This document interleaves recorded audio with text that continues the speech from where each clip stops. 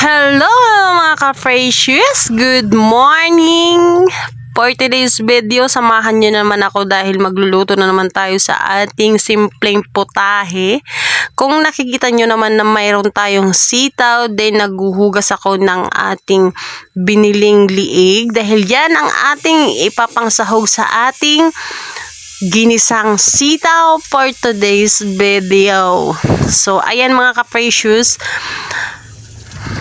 ang ganda nga ng ating sitaw, ang ganda ng kulay ng kanyang pagka-green. Ayan na mga ka-precious, simulan na natin ang ating paghihiwa.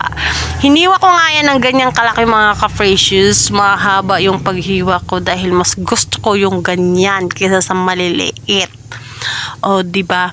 Ang mahal nga ngayon ng sitaw mga ka-precious. Ilang peraso lang yung mabibili mo sa 20, isang bugkos 20 na yun. At dahil sabi ng tindera sa akin, ang mahal daw ngayon ng sitaw. Dahil nag-react ako, sabi ko, 20 na to? Tsareng. Kaya ayan mga ka-precious, kahit mahal yung sitaw, bumili pa rin tayo dahil gusto kong kumain ng sitaw na ginisa. Makikita nyo mga ka-precious kung paano ko lutuin yung ginisang sitaw. Hindi adobong sitaw ha. Dahil makikita nyo mamaya mga ka-precious kung paano ko lutuin ang ginisang sitaw na sinasabi ko. So ayan mga ka-precious, pagpasensyaan nyo na yung sangkalan dahil sumasayaw-sayaw yan. At ayan, 3 bugkos ngayon binili kong sitaw. At pangatlo na to, kaya malapit na tayong magtapos sa ating paghihiwa ng ating sitaw mga ka-precious. Kaya after natin maghiwa ng sitaw mga ka-precious, of course kailangan natin yan hugasan dahil hindi naman pwede na lulutuin mo lang siya ng diretso na hindi naman natin hinuhugasan. O diba, cherries?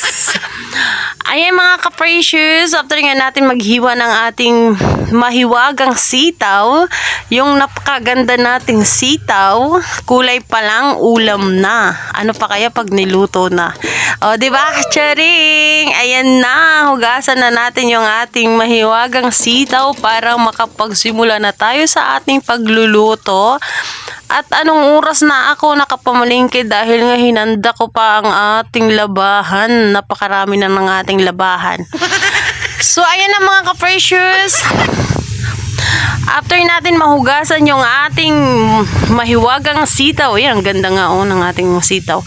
After natin mahugasan, syempre, ayan din yung ating liig.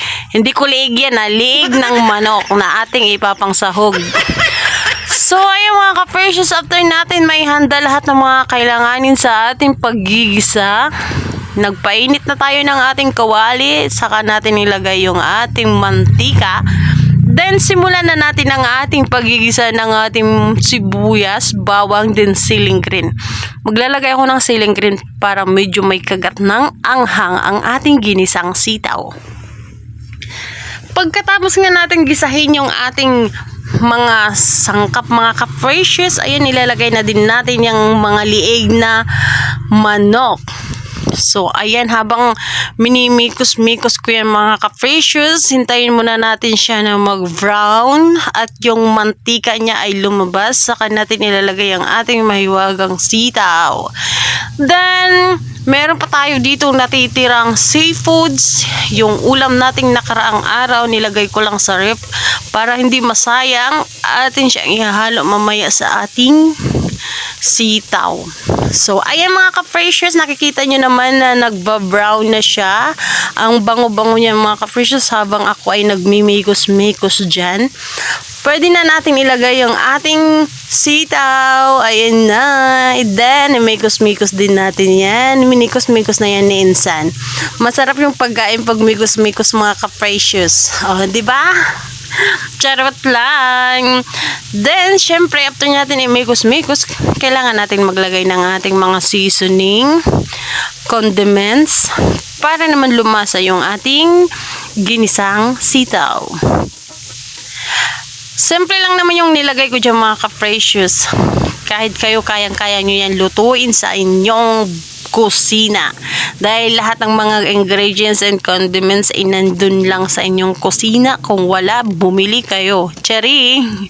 So, ayun mga ka-precious, naglagay din ako dyan ng kaunting asukal. Aside sa paminta and then kaunting tuyo, bitchin, then ayan, nilagyan ko rin ng kaunting asukal para medyo masarap yung ating niluluto. Then, after natin matakpan yan, mag-fast forward na tayo. Then, ayan na yung ating nilulutong ginisang sitaw. Luto na yan mga ka-precious.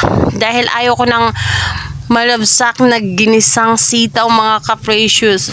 Mas gusto ko yung medyo crunchy pa siya sa pag kinagat mo.